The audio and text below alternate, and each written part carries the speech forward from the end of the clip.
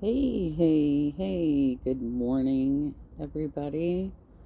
Um, so this is from the Law and Crime Network uh, with some additional details. It came out 12 hours ago um, about the man that was allegedly killed at Burning Man.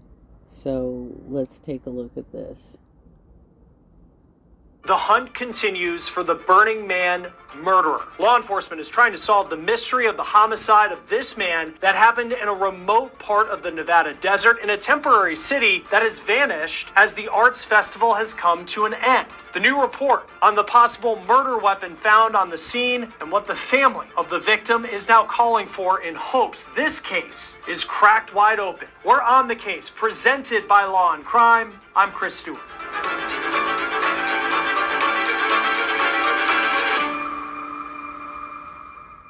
Technically, when you go to Burning Man, you're not really supposed to cross the center of the playa. I don't really understand the regulations that they have. I mean, some of them I understand are probably sanitary type things, but walking across the playa is a little strange to me, especially when there's so many dust clouds and visibility is so difficult. I think that it's gonna happen, right? But they generally set up in a horseshoe shape to do this, and so you're not really supposed to get down in the dirt like that and do angels, snow angels. And the year that we went, like I said, we didn't have a full setup, so there was no porta potties. You have to cart everything out, all of your waste out with you, and if you have anything that needs to be dripped onto the playa, it has to be done very carefully, spaced out apart. You can't like puddle things. I don't know why. I don't know what the logic is behind that, but that is how it is. On the surface, it appears there are a lot of elements working against law enforcement in this investigation. You think of the location, a rural part of the desert, a place that has seemingly vanished as this arts festival has come to an end. There was barely any cell service there. And on top of that, if you've ever seen pictures from Burning Man, everyone's in costumes. But could there be a break in this case with a possible murder weapon found? I'm going to get into a new report that just dropped in a moment and what a potential witness has said after this man was found in a pool of blood on the final night of Burning Man. Ребят, просто зацените размер, Вадимушка выбрал палатку. Это клуб! Не палатка, это какой-то клуб просто. А включите электричество еще лучше, тут свет. Тут нет, тут нужен пауэрбанк. Дискобол, блядь, поставь. The victim is 37-year-old Vadim Kruglov. He's originally from Russia, but he was living in Washington State. He was an artist who helped build an art installation at Burning Man, according to his friends. Am I good? To his friends. Так, ну идея в чем заключается? Значит, There's video of what appears to be Vadim drawing out the campsite, an art installation for the festival. One of Vadim's friends referred to him as a, quote, true hero of Burning Man who is always ready to help others. But police say Vadim was murdered on the night of August 30th. The local sheriff said he was found in a pool of blood and it took days to identify him. The Hollywood Reporter spoke to a woman on the condition of anonymity who said she was at the party that Vadim went missing at and she helped notify authorities. She said as they were leaving Burning Man, they saw a woman flag them down. Quote, we left and on our way out, a woman flagged us down and we opened the window. And she was very calm. Yeah, just to think of like what they're doing here with their vehicles. If you've looked through the folder that I set up last night with my footage from 2021, they planned for this in an entire year cycle of how they're going to design the vehicles, how they're going to design their camps, all of that, just like the Rose Parade, right? I know one of the Rose Parade designers, like the float designers, who has won awards. And I also know one of the builders who constructs the actual frame and driving mechanism for each of these floats. It takes a year to do that, and then you bring in all the volunteers to decorate it with the flowers right before the parade. And said to us someone in her tent was bleeding out and might be dead. She said that the woman told them that they didn't try to check for Vadim's pulse because she didn't want to touch him. Now, a friend shared this video of Vadim partying at Burning Man in the days before his death. People have been trying to piece together where exactly he was, because the issue with Burning Man is there's really not a lot of cell phone service. So the pictures, the images that you see on social media of people who went to the event are posting them after the fact. Now, if you've never been to Burning Man or just seen pictures of Burning Man, it's a lot to take in. And now imagine trying to solve a murder here. It takes place in Black Rock City, Nevada. It's in the northwest part of the state, more than 2 hours north of Reno. And when you zoom in on Google Maps, you can see this half moon shape here. That's the temporary camp city that roughly 80,000 people build every year around Labor Day for this arts festival. It's a festival that lasts roughly 9 days leading up to Labor Day. And people get together, they wear costumes, they party, they celebrate art and culture and listen to music. And the climax of the event is the burning of The Man,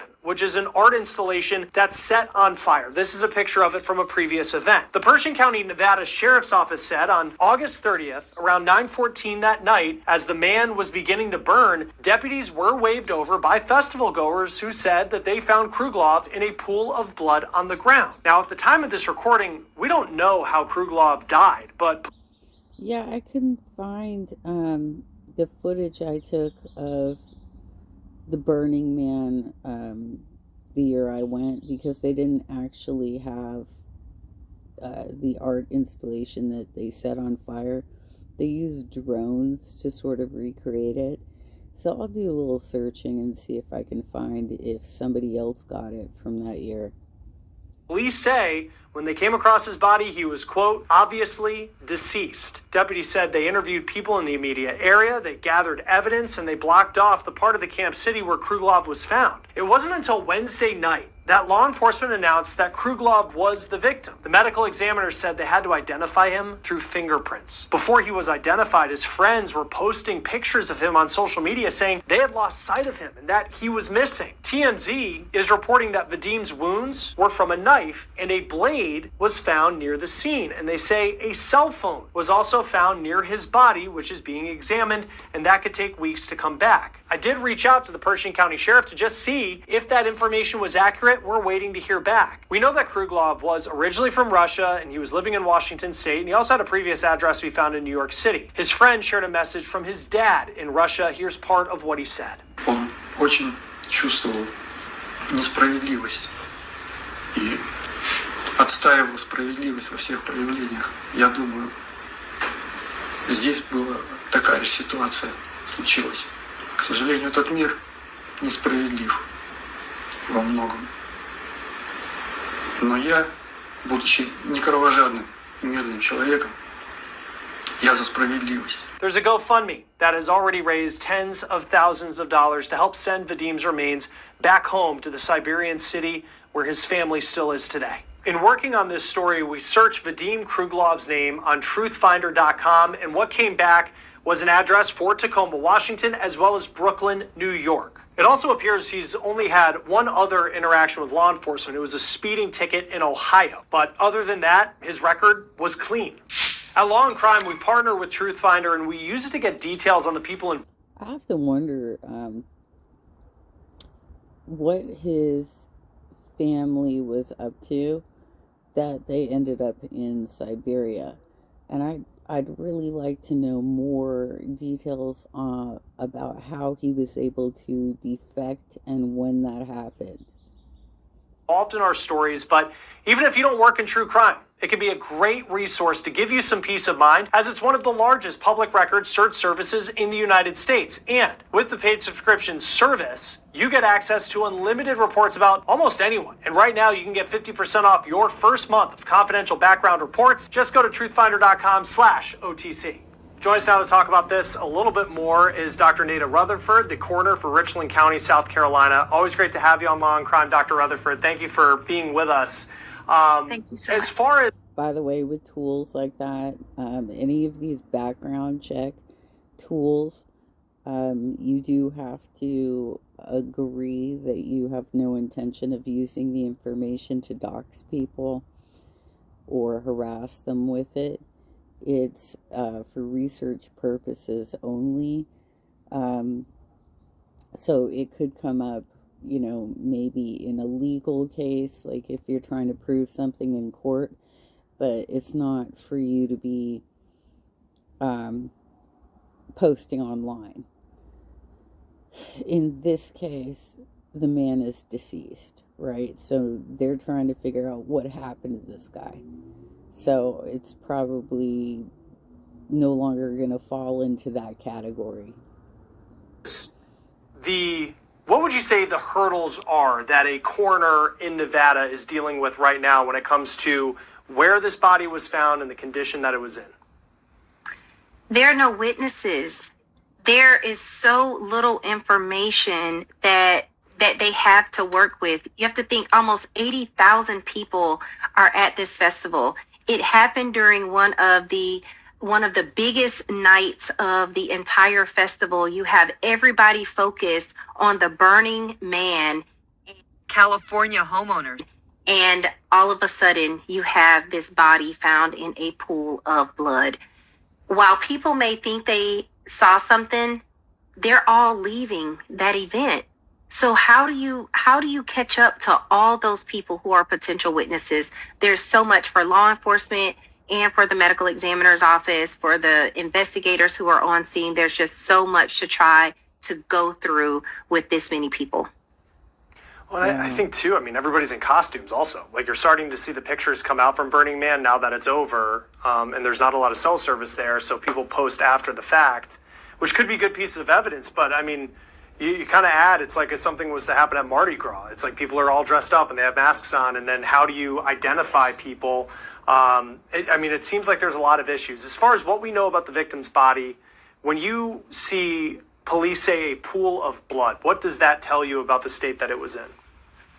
So one, the thing that I think about most is head wounds, chest wounds are going to give you that pool of blood. So where exactly was the injury? What exactly happened to this person? Again, when you say pool of blood, that means you have a large amount of blood that has pooled around the body. And how long has it been there? We know that head wounds bleed. One of the other reports that I saw on this indicated that he also had his neck deeply cut, so probably the jugular vein, but who knows what. Like, there could be a lot of false information circulating right now because it is so hard to piece something like this together, and it could have been some sort of sick ritual that somebody who might want to be on the path of like a serial killer could be doing. Very, very fast, and you can get that kind of pooling of the blood. And how long had it been there? You're outside. You have so many different elements to be concerned about. You have so many people walking through the area. So what are we looking at here? There's so much to try to gather. And then you're in a desert. You're out here. The way that you look when you're at Burning Man is probably not the way you look when you're at your 9-to-5 job. You know what I mean? So yeah.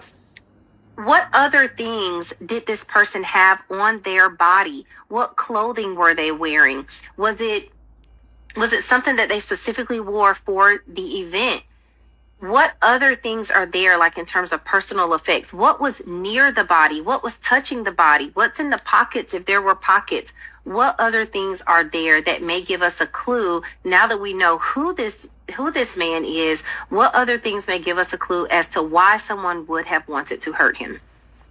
And when you think about the conditions, and just in terms of, you're in Northwest Nevada, it's in a desert, there's, probably even, I don't know how close it was to the Burning Man, but, that's in the air as well. I mean, how does that impact the coroner's job? Where this body was found, I think of the amount of dirt that was around. Does that pose a challenge when it comes to trying to gather clues from a body? Yes, it does. And the reason that it poses so many challenges is because not only are you looking at, again, the body itself, but what was kicked up onto the body. Did someone move the body? Did someone turn him or move him? The pooling of the blood, did he have internal injuries that when he was moved, did it all come out of his mouth? Was there a visible defect that was present? We've had cases where there's no blood on a scene, and as soon as we turn the body, all this blood just comes pouring out because maybe they had a chest wound that we couldn't see because they were bent over. Who saw that body? Who touched that body? Who maneuvered and maybe repositioned that body? And does the postmortem changes of color and rigor match up with what was seen by investigators? And when and I know there's the term out there, overkill, and we don't know if that's what this was, but he did have to be identified by his fingerprints, and they didn't know who he was for a couple of days. How does, knowing that likely he was defaced just based off of the fingerprint part of it, how does that factor into the timeline that law enforcement puts together? And if they're actually able to get a suspect, be able to put together what actually happened to this? By the way, there's some early details that I guess have maybe impacted the story or potentially changed.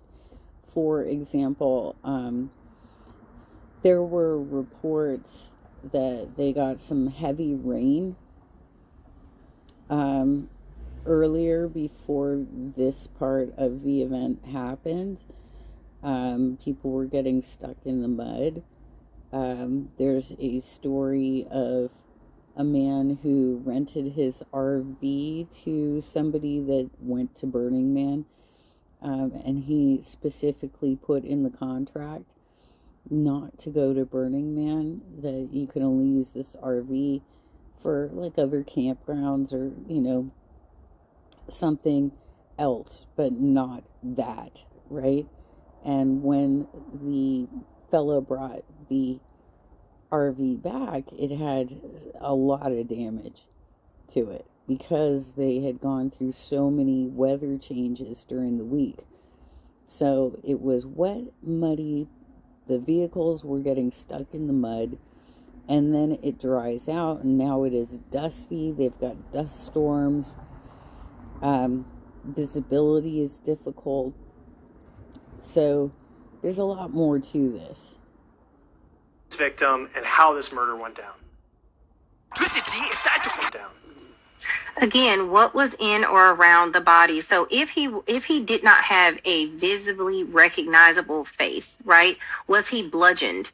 Was he beaten so about the face that there were no facial features recognizable? We know that we have facial recognition software. We use it all the time at the coroner's office here in South Carolina, but fingerprinting is also an option. But someone's fingerprints may not be in the system if they've never had to be fingerprinted or had a job where that was required. So obviously he had fingerprints in the system. I would want to know where those fingerprints came from. That would be important, about maybe reaching out to family or seeing any persons that may have wanted to harm him. Did he talk to his sister or his mom or anyone that may have known him and said, hey, there's this guy here who's bothering me, or what have you? You said yourself, and multiple people have stated this across the media about this case, the cell phone service just isn't there. So is there information that we can glean from that? We don't know, but identifying him was a crucial first step.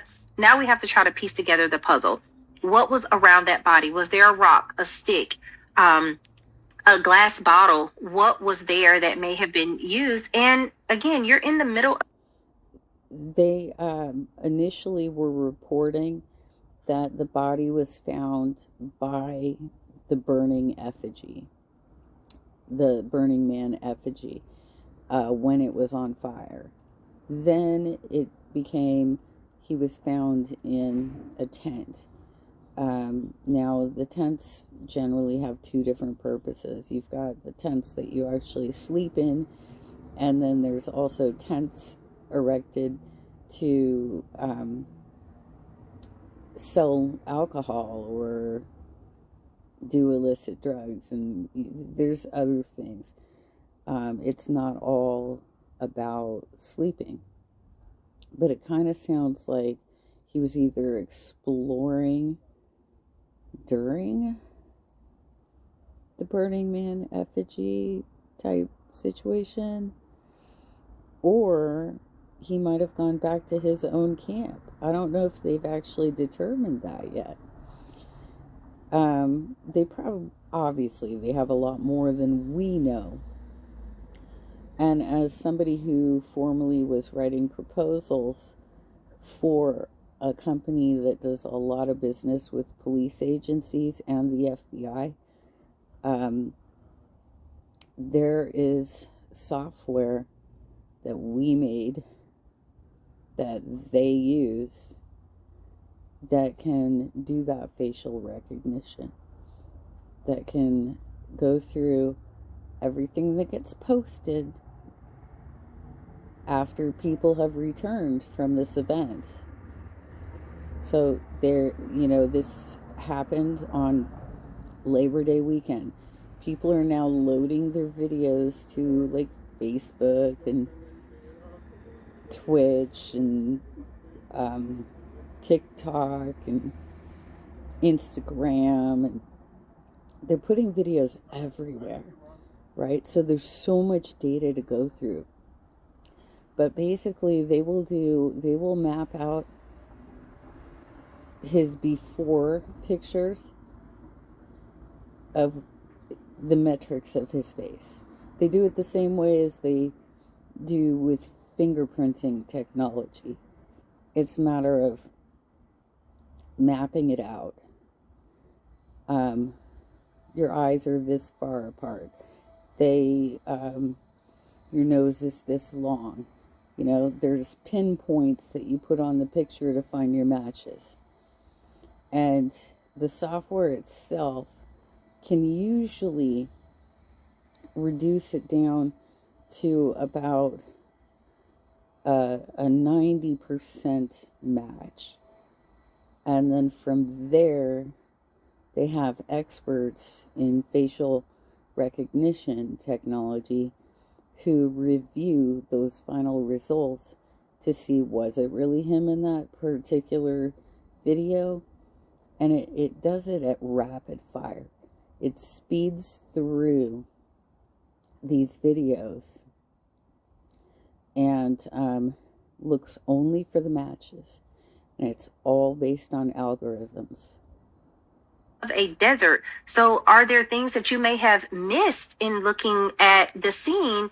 Maybe you thought the stick was supposed to be there, but no one turned it over. Did they do a thorough search? But again, it's going to be so hard to do that type of search when you have this many people. In law enforcement, they have not.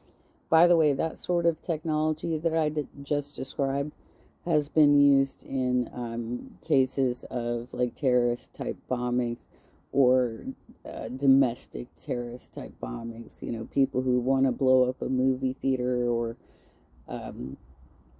the Boston Marathon. We helped out with that for the company that I worked with. So that's the type of stuff that we were solving.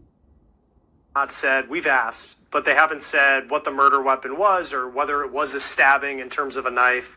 I know TMZ had a report out that there was a knife that was found, but it's unclear if that's the murder weapon. Let's say that you find this blade near a body. I mean, what do you take off of that blade? How does that, because we know, you put, the evidence to the body, I get it, but for the science of it, when you have a blade, what could that tell you about whether it's the murder weapon? Well, you'd want to see if there's any DNA from the victim on that blade. You'd want to see if there's any blood, fingerprints, anything that may tie that victim to that weapon. That's really what you're looking for. You're just looking for any sort of evidence that may tie those two things together. Yeah, and the thing is that people who commit crimes don't realize how much trace evidence can be collected. Let's assume that the person was wearing gloves, right? Then potentially fibers from the glove would be present in small areas of this knife, right? Let's say they wipe down the blade and try and get the blood off of it. There might still be a residue there, or it might have gotten into parts of the knife that are not visible. So they would have to take it apart completely to do their testing. It's really, I think it would be really difficult for somebody to actually cleanse a murder weapon to the point that there's nothing on it, you know? But on top of it, they're in an incredibly dirty environment where you can't really use a lot of water. You would have to use something stronger than that anyway, probably like alcohol or quaternary ammonia compound. And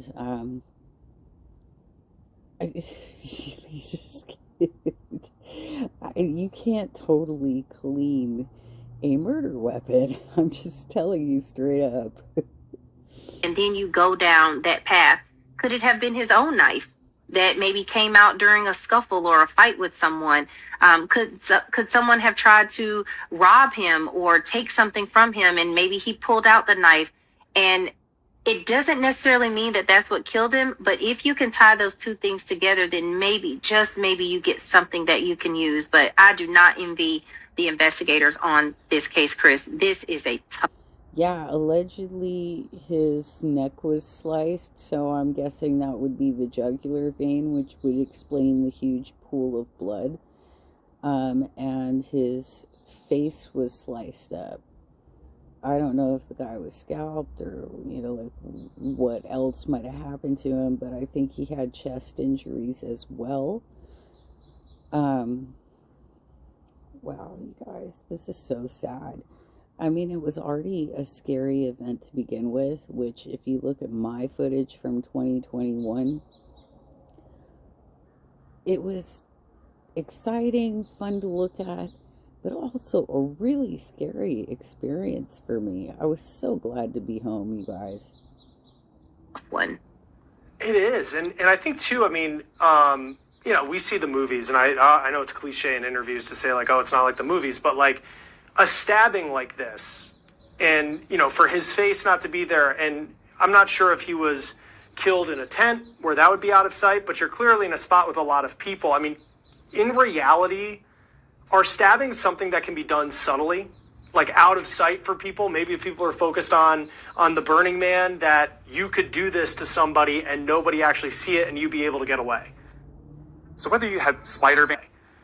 Absolutely, Chris. All I have to do is stab you in between your intercostal spaces and get into your pleural cavity, and now you can't even take a breath to be able to scream. Mm-hmm. So it would suggest to me that someone had some knowledge of the human body, or either they got very, very lucky. Yeah, it's just so remarkable. Because then now you wonder, how common in investigations, and it feels very unique, where you don't have, it's like old school. There's no surveillance video. Nobody had, the cell phone pictures are now coming out. We're seeing people post them from the time that they had at Burning Man. It's a city that doesn't even exist anymore because it was up for a little bit of time. It's like, I think of Aladdin when like the thing just disappears. I mean, let's talk about that. Like in terms of the village itself of Burning Man, could that be an issue where it's no longer, if you wanted to gather evidence from some of the fixtures that were there after the fact, it's not there anymore. No, it's not there. And I'm sure law enforcement can request that the scene be held to some extent the area surrounding. But what about the people who are up and leaving and going back to their regular lives after this 9-day festival? Like, they're ready to go home. They're ready to get out of there. But one of the things that I would want to take a look at is what type of registration system do they have? I know you can't just come. It would seem that you have to register in some way. Well, I don't know how it works in a normal year, but I'll tell you, there wasn't anybody checking for a ticket when I drove in.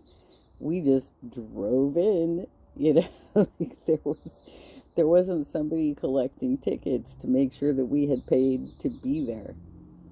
So I don't know how loosey-goosey they're running that event.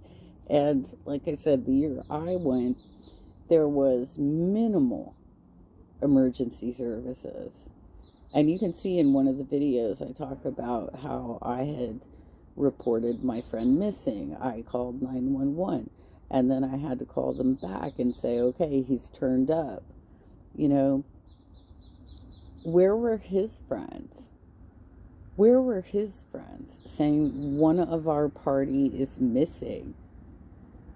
They have any sort of LPR system that tracks the license plates of the individuals that are coming and going. But again, this isn't just one or even 10 cars. You've got 80,000 people who are in mass exodus from a location. So trying to hold that scene is going to be extremely difficult.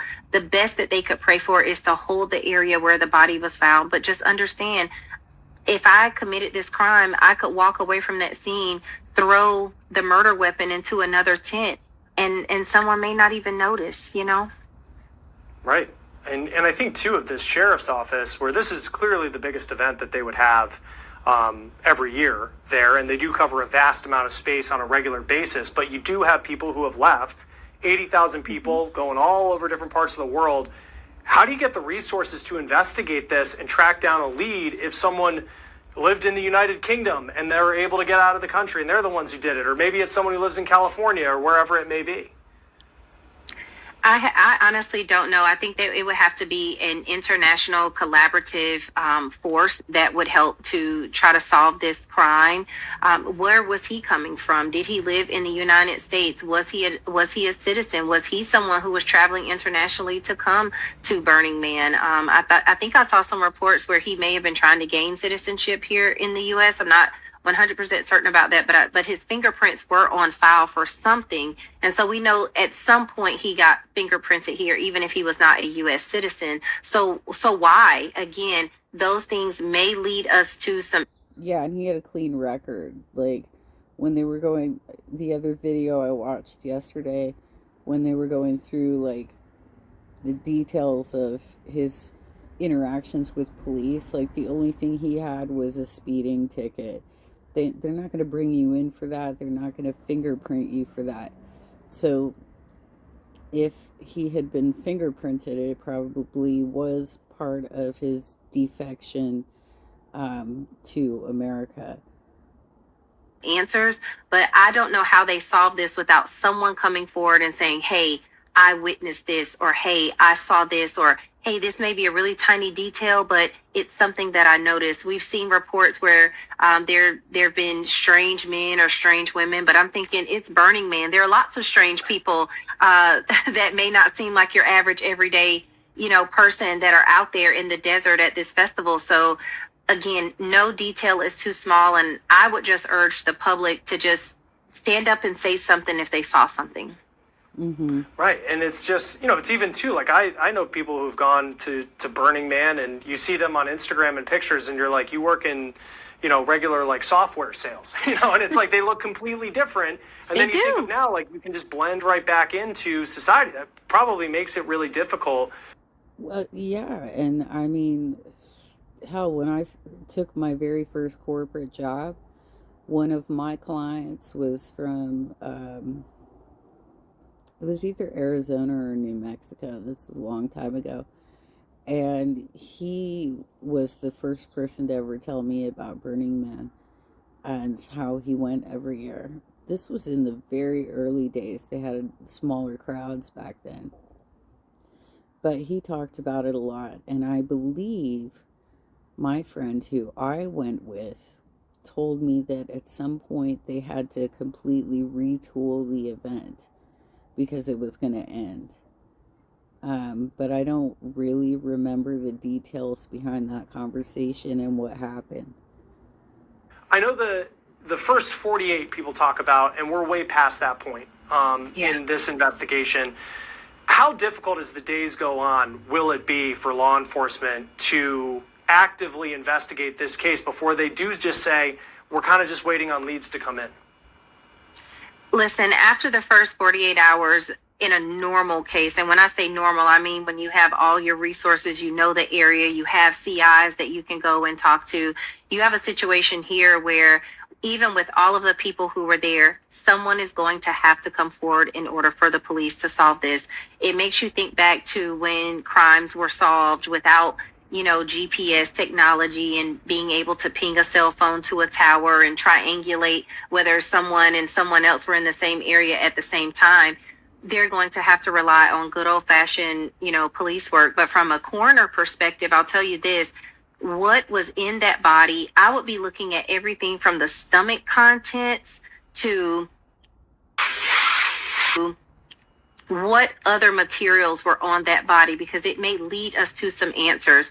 Was there anyone else's DNA found on that body? So that trace evidence becomes even more important. And if something pops, if something tests positive, can we get to that person to be able to question them and try to get a statement from them? We know that in a festival like that, so many people are dancing with each other, and they may be sharing DNA in some form or fashion, whether it be through sweat or just touching, just merely passing next to someone because of the amount of people who are there. But I think no stone goes unturned in this. And if they have the benefit of having other DNA that pops positive, they're going to have to follow through with all those leads. When you're investigating as a coroner, how do you scan every inch of someone's body for what might be a very small trace amount of DNA? Well, one, you collaborate with your crime scene investigations unit, and you're both taking a look at this body like inch by inch. So no inch goes uncovered, and you have backup to come behind you to make sure that you're not missing anything. So fingernail scrapings, swabs of the body, using special lighting that may illuminate different types of fluids. So collecting those clothing items, making sure to protect them. If they're wet with blood, making sure that you're drying them in a slow drying cabinet so that you preserve any evidence that may be on there. And sometimes it is as tedious as literally scraping off particles from those clothing items to collect them for further analysis. And once you do that, and say you have something you believe could be, a piece of DNA that could be used, what's the process then? Like, how long does it take to actually figure out whether it's a match for something that you have in the system?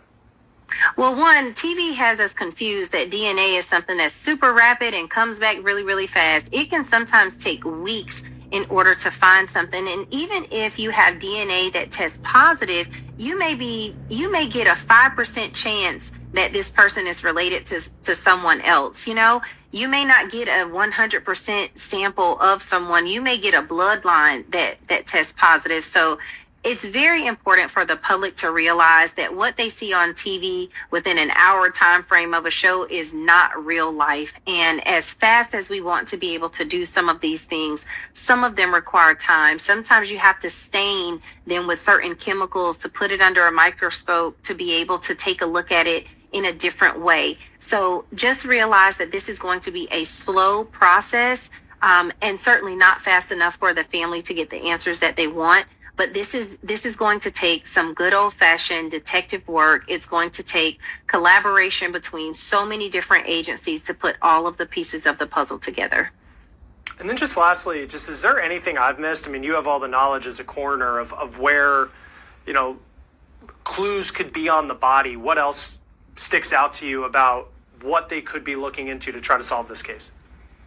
I'll tell you, I don't have all the answers. In a case like this, I will be calling my fellow coroners and saying, hey, what else have I missed? What other things would you look for? Because sometimes it's really easy to take a look at a case from an objective point of view when it's not the pressure, when you're not sitting in the pressure cooker and all that pressure is not on you. So I would actually be calling around to other experts and asking, what other things could we look at here? I would be calling, the forensic anthropologist and saying, is there anything else that we could look at, doing skeletal surveys? What type of damage was actually done to the body? Was this purely soft tissue damage, or was there some skeletal, some things involved? Do we need to remove a section of the ribs? Like, let's say they were stabbed in the rib cage. Do we need to remove that section of the ribs for closer analysis? Are there any particles within that wound that may be helpful to find the killer, to find who may have done this? Yeah, and it feels like it's just such a mystery and such a unique. I think they are already making arrangements to return his body to his family in Siberia. So it's possible, given that this happened on Labor Day weekend, and we're already halfway through September at this point, right? It's possible that they have already done everything that they intend to do testing wise with that body. Dr. Nada Rutherford, coroner for Richland County, South Carolina. Thanks for breaking this down for us. We always appreciate your time here on Law and Crime. Thank you so much. Thank you for having me, Chris. Okay, so let me see if I can find some more stuff here for you. Okay, so here's something about the rain that happened this year. Oh boy, we're getting some more rain.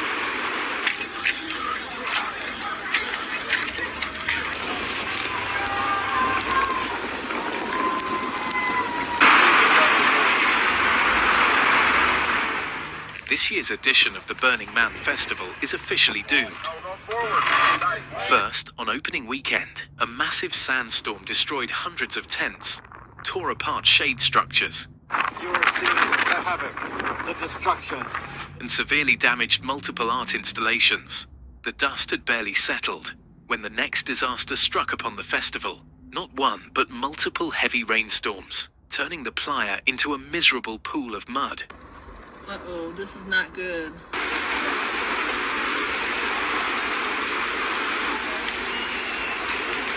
Yeah, fortunately the year I went, it didn't rain, but we did have the high winds and the dust storms.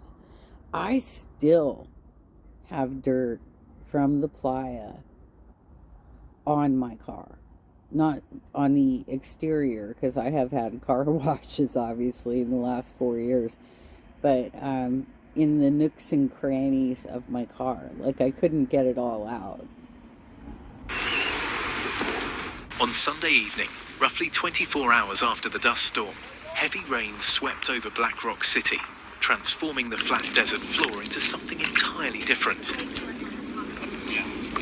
Unlike most places, this Nevada desert has no natural drainage systems. It's a completely flat surface covered with alkaline dust. Out there, water doesn't drain, nor does it soak in. It mixes with the fine dust and forms a thick, clay-like mud. Within hours, the playa turned into a 7-mile wide bowl of sludge that clung to everything: shoes, tires, bikes, tents. One witness described the chaos. So just walking the 10 feet or so over from the tent to the car, all these footprints, just look at my boots. Like, it's kind of heavy to pick my foot up. There's that much extra weight on there. Camps that had just rebuilt after the sandstorm now faced a new battle, keeping their shelters dry as water seeped in through every gap. The next night, as more rain fell in sheets and puddles spread across the city, the danger almost turned deadly. A man stepped into a waterlogged section of the playa and suffered a suspected electrocution. Ooh. First responders suspected lightning struck the victim, but further reports discovered electrical equipment had been running nearby. When the standing water became energized, the man collapsed instantly. Emergency crews rushed to his side and airlifted him to a trauma center outside the desert. The shocking incident led organizers to issue urgent warnings. As more rain fell from the sky, Elevate your gear, keep generators out of puddles, tape off your cords, and under no circumstances walk barefoot in the water. The festival's mantra of self-reliance can mean life or death when weather changes the rules of the game. For everyone else, the rain left misery. Speaking of, this mantra of self-reliance is what one of the reports that I saw talked about, why he would have been left behind, why his friends wouldn't have been with him, or maybe they were. Who knows if this was part of his group that did this. We don't know, right? Its wake. Playa mud doesn't brush off. It sticks like cement to everything. Check it out. I got like 10 pounds on each foot of mud. Check this out, baby. OMG. Boots gained several kilos of extra weight. Bikes, normally the main way to get around the 7-mile-wide city, became nothing more than dead weight. The playa got filled with left-behind bikes as attendants restored to their final means of transportation, walking.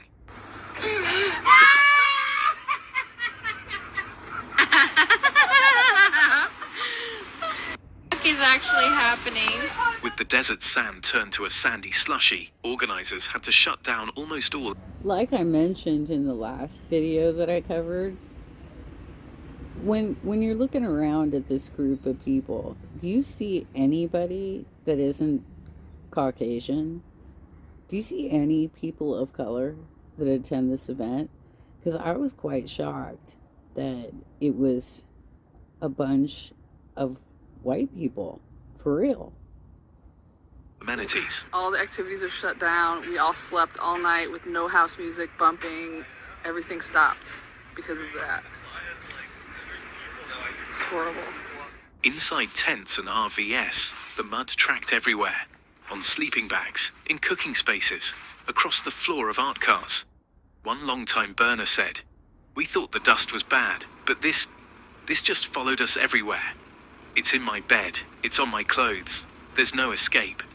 Another gave up after 10 burns. "I quit. This year broke me. It wasn't fun, it was survival." The weather only added to the sense of exhaustion.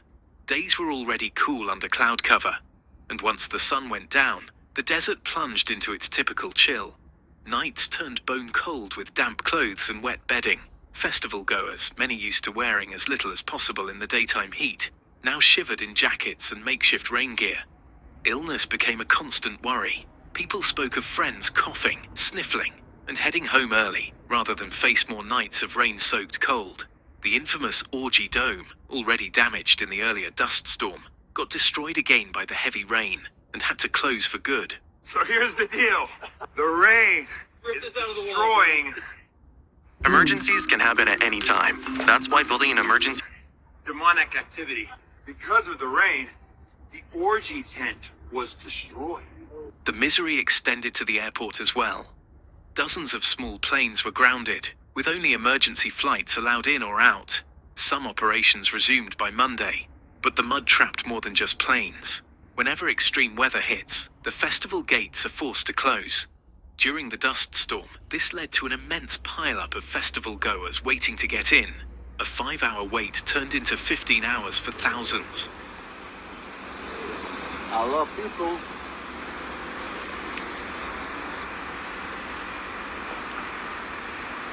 And with dust blowing in through every crack, many were completely unprepared and had to sit through a real-life nightmare.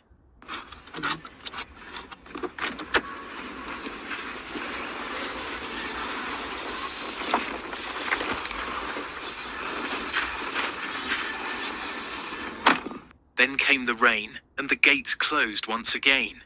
The access road turned unstable, swallowing wheels and dragging down anything that wasn't a heavy-duty truck.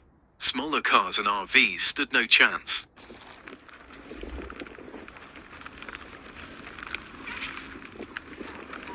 What a mess. Once the tires dug in, they were stuck for good. Organizers urged drivers to hold back, to wait until the surface dried enough to make it safely across. Of course, plenty tried anyway. Vehicles buried themselves axle deep, wheels spinning helplessly. One by one, they had to be pulled out, rescued by bystanders. For many, the conditions were too much. Social media filled with complaints, photos of mud-caked feet, and frustrated posts announcing early departures. Others stayed, determined to push through.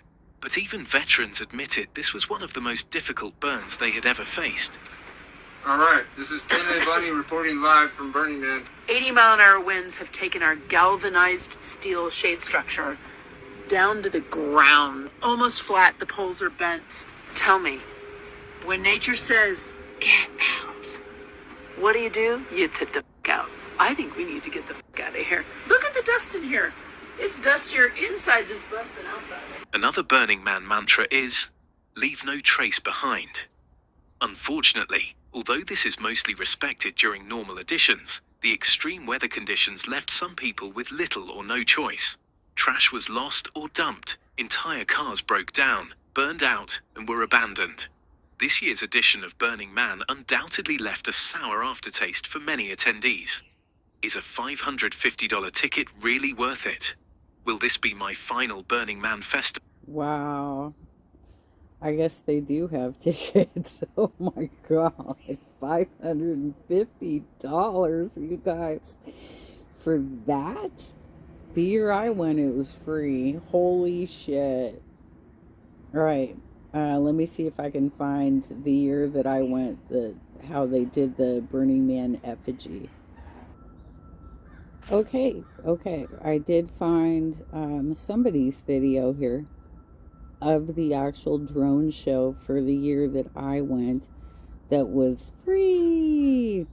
I can't even imagine paying $550 for that miserable experience. Oh my God.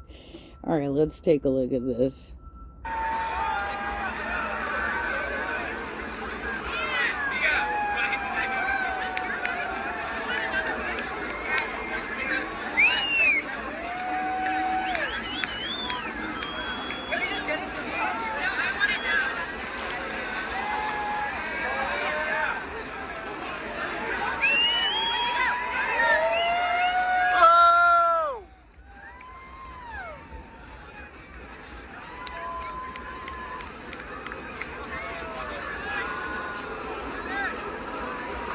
We had just completed setting up our camp and then they started this drone show. So we were there for the Saturday night, Sunday, and then I left on Monday morning. There's more on that in my folder about what happened.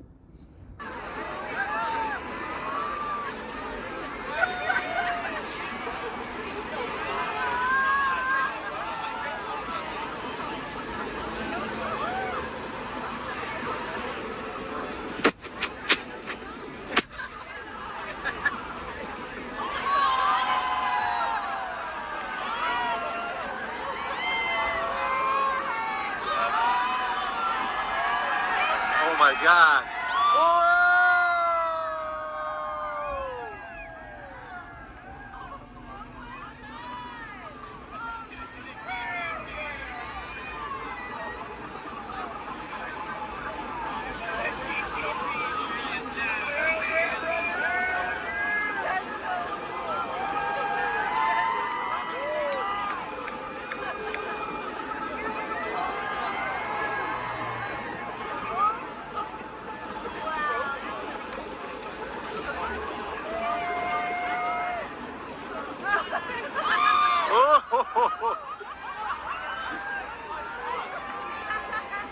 As you can see, even though this was a non-sanctioned Burning Man year, clearly people with a lot of money go to organize at this event.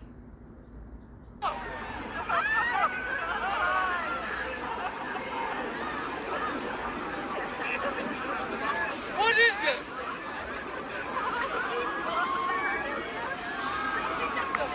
Doing what? What?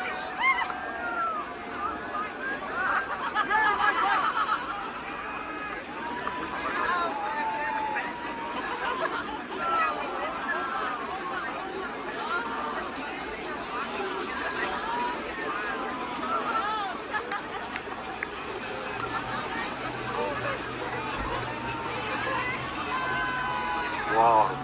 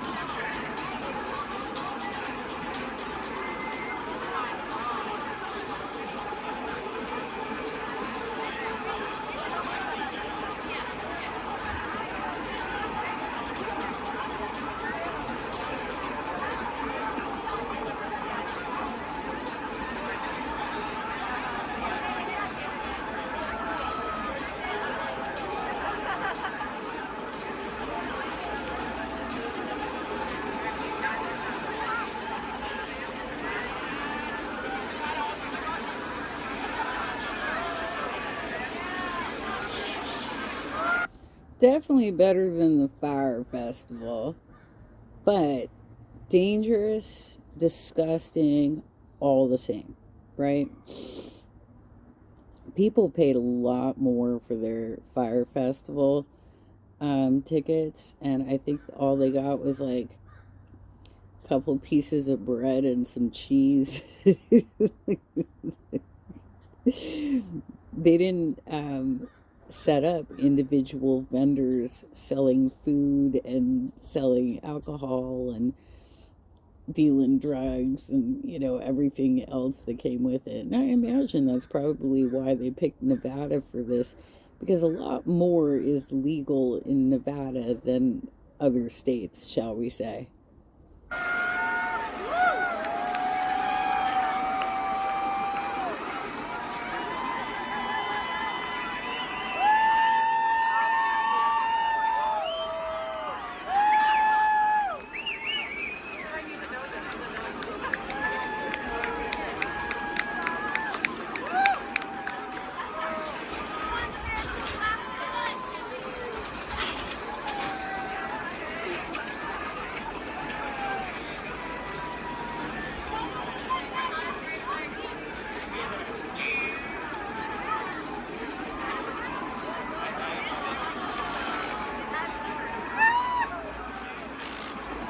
Gomba. Oh my God.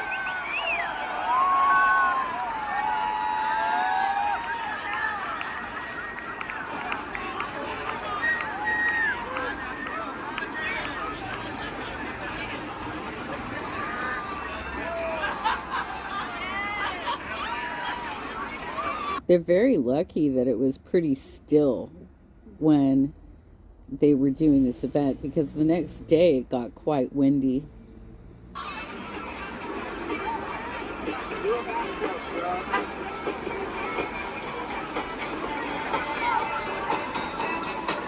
Rick, make sure to like turn left or right so you can see the vantage spot.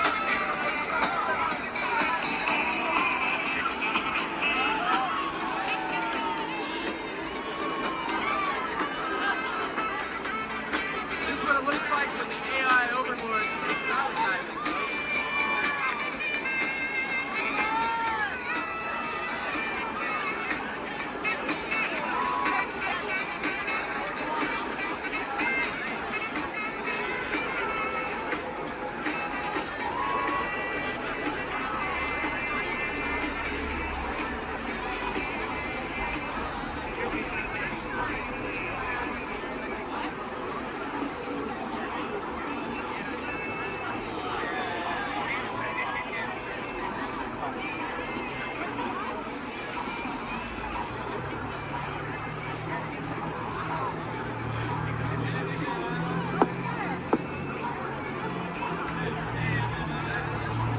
I tell you straight up, $550 for a ticket to this event? I mean, granted, you get to see the actual Burning Man, that they build all week and then they burn it.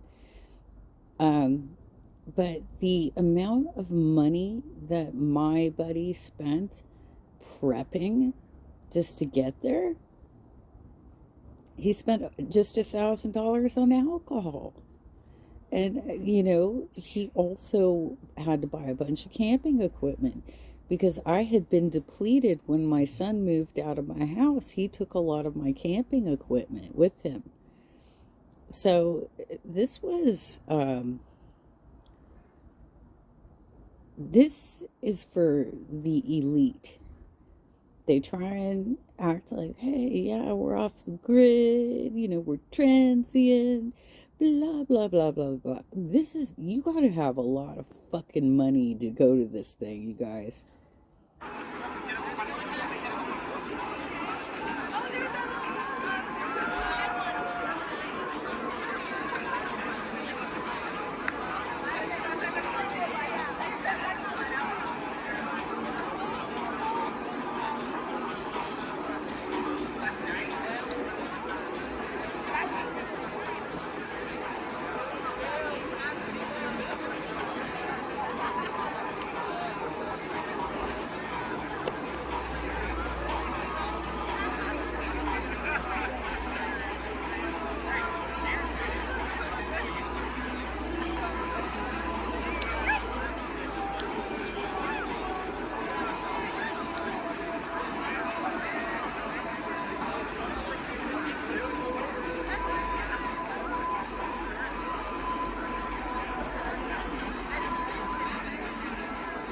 My guess is they probably selected drones for that year because it was, like I said, not a sanctioned Burning Man that year. And generally, they have to build that Burning Man throughout the week leading up to the Saturday night on Labor Day weekend. Then they would have to put out all the embers, all the flames, you still have to carry everything off of the playa. That's a lot more work.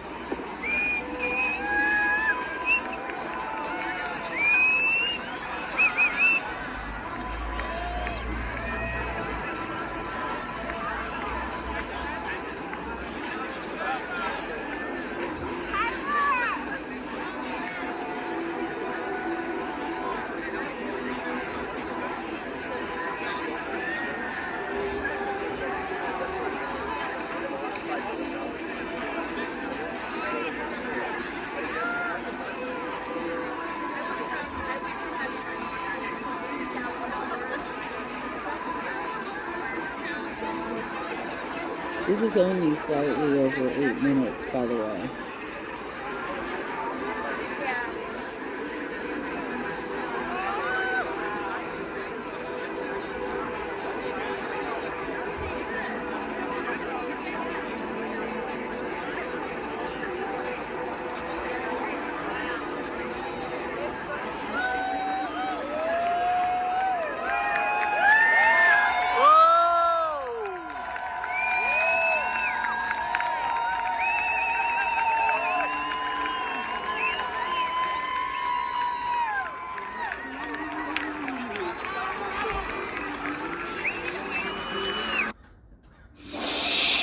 Oh, sorry, you guys. I guess that... what a shame. It looks like they didn't actually get the part where he forms into a man and the drones they all turn red like he's burning and he falls to the ground. Can't, you guys. Anyway, you can look it up. There's other videos out there. Can't, you guys. And if there's more details that emerge from this case, which I'm sure there will be, I'll see what I can do to cover them. Take care, you guys.